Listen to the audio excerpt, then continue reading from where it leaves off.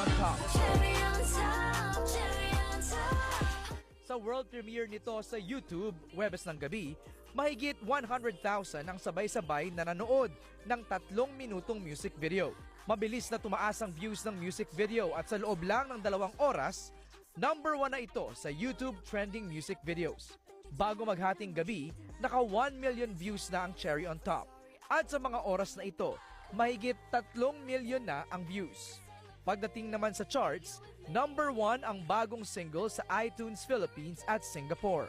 Nag-chart din ito abroad sa United Arab Emirates, Saudi Arabia, New Zealand, Australia, Canada, Spain, Denmark, Vietnam, Estados Unidos at United Kingdom.